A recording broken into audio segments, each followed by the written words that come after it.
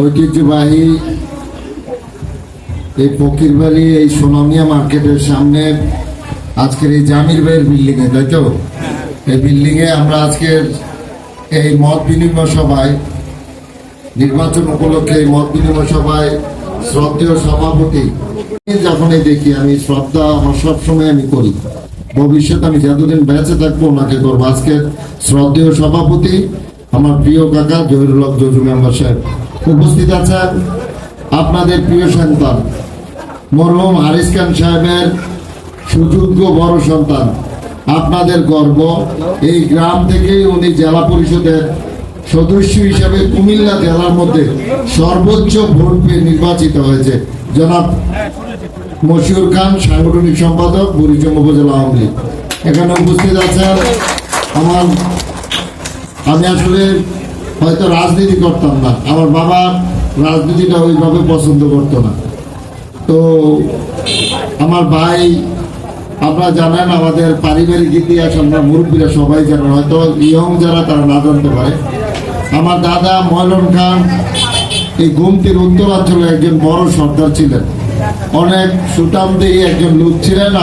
আমরা দেখি নাই 1970 সালে উনি মারা গেছেন। এর আগে বুড়িচংয়ে সর্বপ্রথম টিনের দোকান ছিল উত্তর বাজারে, আমি শুনেছি, আপনারা মুরব্বীরা বলতে পারবেন। আমার দাদা ময়লন খানের একটা টিনের দোকান ছিল। তো ব্যবসায়িক সূত্রে আমার দাদা করিম ডাক্তার সাহেব, আমাদের অনেক জায়গার পাশে করিম ডাক্তার সাহেবের জায়গা, তো আমরা বুড়িচংয়ে বসবাস শুরু করি। আজ থেকে 70 বছর বা 70 বছরের মতো হবে, 60 থেকে 70 বছর এই বুড়িচংয়ে আমাদের বসবাস। তারপরে আমার যারা মরহুম হারিস খান সাহেব আপনাদের সাথে চলেছেন, উনি প্রজেক্টের অবিভক্ত বুড়িচংয়ের 3 চেয়ারম্যান ছিলেন এবং তিনি প্রজেক্টেরও সমবায় ব্যাংকের কুমিল্লার ডাইরেক্টর ছিলেন। তিনি কিন্তু সরকারি চাকরি করতেন, অপ্টো ইন্সপেক্টর ছিলেন। ওই চাকরি ছেড়ে জনসেবা, মানব সেবা করার জন্য উনি কিন্তু আপনাদের মধ্যে ছিলেন। তো আজকে এখানে স্মরণ করছি আমার যারা মরহুম হারিস খান সাহেবকে, এবং স্মরণ করছি এই গ্রামে অনেক জ্ঞানী গুণী ব্যক্তিরা জন্ম নিয়েছেন, যাদের কথা এখনো আমরা শুনি। আমাদের চেয়ারম্যান সুবান চেয়ারম্যান সাহেব, যিনি এই গ্রামকে একত্রিত রাখার জন্য সব সময় ভূমিকা রাখতেন, উনি বারবার নির্বাচিত হতেন। আমি ওনার কথা, উনি একজন এই এলাকার জন্য একজন প্রাণপ্রণ ব্যক্তি ছিলেন। আমি তাকে স্মরণ করছি এই এলাকার যত মুরব্বীরা যারা কবরবাসী হয়েছে সবাইকে আমি স্মরণ করছি। আর স্মরণ করছি আমাদের এই অত্র এলাকার সাবেক মাননীয় সংসদ সদস্য, সাবেক মন্ত্রী আব্দুল মতিন খসরু এমপি মহোদয়কে স্মরণ করছি। আরেকজন যিনি আমাকে আমার বাবার নাম বলে ডাক দিতেন, আমি যখন বুড়িচং কলেজে পড়তাম, আমাদের মরহুম অধ্যাপক বিনোদ স্যারকে আমি গভীর শ্রদ্ধার সাথে স্মরণ করছি। আমি আমার প্রয়াত নেতা যারা মরহুম অ্যাডভোকেট আবুল হাশেম খানকে, যিনি সদ্য প্রয়াত হয়েছে। তো অনেক অধ্যাপক মফিজুল ইসলাম এমপি সাহেব, অনেকে, আমির হোসেন সাহেব, অনেক গুণীজন, ক্যাপ্টেন গনি সাহেব, আমাদের এই বুড়িচং ব্রাহ্মণপাড়া অনেক সম্ভ্রান্ত মানুষের জন্ম। আমি সকলকে আজকে এই সভা থেকে স্মরণ করছি। আল্লাহ যেন তাদের রুহের মাগফিরাত কামনা করছি, আল্লাহ যেন তাদের বেহেশত নসিব করে। তো আমি বক্তব্য দীর্ঘায়িত করবো না, আরেকটা আমার প্রোগ্রাম আছে। তো এই কারণে আপনাদেরকে এশার নামাজ পড়ার কথা ওখানে ইসাপুরা। তো আমি আজকে এখানে এসেছি, আমি একই কথা বলি, আমরা কিন্তু পৃথিবীতে কেউ থাকবো না। আমাদের পূর্বপুরুষরা এসেছেন, তারা কিন্তু চলে গেছেন, আমরা আছি। আমরা কিছুদিন পরে আমাদের মুরব্বীরা হয়তো আমরাও থাকবো না। তো আমাদের ভবিষ্যৎ প্রজন্ম একটি ভালো বুড়িচংকে আমাদের যেহেতু এটা এখন শহর, আমরা বুড়িচংকে কিভাবে পরিকল্পনা করে বুড়িচংকে কুমিল্লা জেলার মধ্যে একটি শ্রেষ্ঠ উপজেলা হিসেবে যেন গঠন করতে পারি, এই কাজটা কিন্তু আমাদের বুড়িচং সদরের মানুষকে বেশি করতে হবে। আমরা কিন্তু দেখেন আমাদের বুড়িচং গ্রামে কিন্তু কোনো উপজেলা চেয়ারম্যান এই পর্যন্ত প্রার্থী হয় নাই, কোনো এমপি এই গ্রাম থেকে প্রার্থী হয় নাই। আমি কিন্তু এই গ্রামের ভোটার, এটা কি অস্বীকার করা যাবে? না। তো আমি আপনাদের সন্তান হিসেবে একটা কথা বলি, আমি আপনাদেরকে কিন্তু শ্রদ্ধা করি। আমি যখনই যাকে দেখি আমি সবসময় মনে করি আপনারা আমার গুরুজন, যারা ছোট আমি তাদেরকে স্নেহ করি, আমি সমবয়সীদেরকে বন্ধুর মতো আচরণ করি। আমি আপনাদেরকে একটা কথা বলি, আমার জীবনে আমি চলার পথে যদি আমার কোনো ভুল ত্রুটি আপনারা মনে করে থাকেন বা আমি আমার মনের অজান্তে যদি কোনো ভুল করে থাকি, আমি আজকে এই জায়গায় আপনাদেরকে বলে যাই, আমি আপনাদের আমি তো ক্ষমা চেয়ে নিচ্ছি, আর বরং ভবিষ্যতে আপনাদের পরামর্শ নিয়ে আমি ভবিষ্যতে চলব। আপনাদের সুখ দুঃখের আমি সাথী হব, আপনাদের সুখেও থাকবো, আমি আপনাদের দুঃখেও থাকবো। আমি একটু আপনাদের পাশে থাকতে চাই। আমি আপনাদের সন্তান হিসেবে এটুকু বলবো, আপনারা অনেকেই হয়তো আমার সাথে চলেন নাই। আমি যারা আমাকে শত্রু মনে করে, আমি তাদেরকেও কিন্তু আমি তাদের অমঙ্গল কোনো সময় কামনা করি না। আমি মনে করি আজকে যদি আমার বিরোধিতাও করে, আরেকদিন আমি যদি তার সাথে ভালো আচরণ করি, আরেকদিন কিন্তু সে আমার পক্ষে আসবে। আমি এই চিন্তা করে কিন্তু চলি। আমি কিন্তু ব্যক্তিগতভাবে কোনো আক্রোশ নিয়ে চলি নাই। আমি দেখেন আমাদের পরিবার, আমার এই যে এখানে আমি রাজনীতি করি, আজকে কথা বলি, আমি একজন মানুষ, আমি রুমেল ভাইকে এখানে বসাতেই পারতেছি না।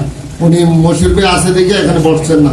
আমি আসলে এখানে বক্তৃতা দিচ্ছি একমাত্র যার কারণে আমাকে যিনি আজকে এই বক্তৃতা দেওয়ার জায়গায় এনেছেন হচ্ছেন আমার প্রিয়, এই এলাকায় যিনি রাজনীতিতে বুড়িচংকে আলোকিত করেছেন, আমাদের প্রিয় সকলের মতিউর রহমান খান রুমেল ভাই কিন্তু এখানে আছেন। আমি ওনার প্রতি অনেক সবসময় আমি মনে প্রাণে ওনার কথা আমি পাই না। একজন আমার অভিভাবক হিসেবে ওনাকে আমি সবসময় আমার মনের মধ্যে রাখি। আমি বিশ্বাস করি আমরা আপনাদের পাশেই ছিলাম। আপনারা দেখেন বুড়িচং গ্রামে যদি চেয়ারম্যানটা না হয়, বুড়িচংয়ের কোনো উন্নয়ন হয়েছে কিনা আপনারা বলেন? বুড়িচং আমি কিন্তু অনেক আশা ভরসা করে আমি জীবনের ঝুঁকি নিয়ে আমি কিন্তু এই বর্তমান উপজেলা চেয়ারম্যান সাহেব, আমি ওনার বিরুদ্ধে বলতে চাই না, উনি একজন প্রার্থী আরেকজনের বিরুদ্ধে বলা ঠিক না। আমি অনেক সময় ওনাকে বলেছি আপনি বুড়িচংকে একটু নজর দেন। আমি প্রায় সময় বলতাম ওই যে আমাদের একটা বাইপাস আছে আর আগের, এখন বাজারে পশ্চিম দিয়ে, আমি বললাম আমাদের যানজটটা চলে যাবে, আপনি এই বাইপাসটা একটু করে দেন। আমাদের সাজ্জাদ ভাই একটা বাইপাস করছে, তো এলাকার হিসেবে তো হয়েছে নাকি? উনি যদি ওইটা করতো ওনার নামটা থাকতো না, বলতো না এটা কে করছে, দল মত নির্বিশেষে সবাই বলতো। এই কারণে আমি ওনাকে অনেকবার বলেছি বিভিন্ন সময়। ফকির বাড়িতে আজকে এখানে আমি এখানে আসলে আমার মাথা নুয়ে যায়, এই কারণে এখানে কিন্তু অলির দরবার, এখানে কিন্তু অলিরা শুয়ে আছেন। আমি ওনাদের কথা প্রথমেই স্মরণ করার দরকার ছিল। আজকে মনোর আলী ফকির সাহেব, আমরা কিন্তু ছোটবেলা এখানে আসতাম, সারা রাত্র ছোটবেলা একটা থাকে না যে আমাদের দিবে, তাবারুক দিবে, কিন্তু এই তাবারুকের জন্য সারা রাত্র আমরা অনেকে অপেক্ষা করতাম না, এই ফকির বাড়িতে কিন্তু আমরা আসতাম। আর এখানে অলির দরবার যেটা নির্ঘাত, এটাও এখানে কোনো সন্দেহ নাই আমি মনে করি, কারণ আমি ওনার অনেক কিছু দেখেছি। তো আজকে ওনার যে সন্তান, বড় সন্তানের, তো ওনার নাম যে কি রহিম, আব্দুর রহিম, ওনাকে দেখেছি আমি। মানে একজন, ওনারা এই পরিবারটা আমাদের বুড়িচং থাকাতে আমরা কিন্তু অনেক বিপদ আপদ থেকে আমরা রক্ষা পাই, তাই না? ওনাদের দোয়া আছে আমাদের এই গ্রামের প্রতি, এলাকার প্রতি। তো আজকে আমি ওনাদের আজকে এই ফকির বাড়ি থেকে বুড়িচং গ্রামে কিন্তু আমার প্রথম আজকে উঠান বৈঠক কোথায় করেছি, এই ফকির বাড়িতে। তো আরেকটা জিনিস আমি বলবো, যদি আপনারা আমাকে নির্বাচিত করতে চান তাহলে কিন্তু কোনো ভাগ রাখা যাবে না। আপনার চেষ্টা করতে হবে, যে আপনার কথা শুনছে না তাকে 5 বার বুঝাইতে হবে। এবং একটা উঠান বৈঠক করতে সবাইকে দাওয়াত দিলে, আমি নির্বাচিত হইলে আমি আপনাদের সকলকে কিন্তু সম্মান করব। আমি যার যেটুকু সম্মান প্রাপ্য আমি সকলকে, সামনে যদি আমি মার্কা পাই, আপনারা একটা কাজ করবেন, সবাইকে নিয়ে যেতে একটা বৈঠক করেন, এই কাজটা করবেন। আমি আপনাদের কাছে হাত জোর করে অনুরোধ করি, আমি আপনাদের সবাইকে মূল্যায়ন করব, আমি আপনাদের সবাইকে শ্রদ্ধা করব।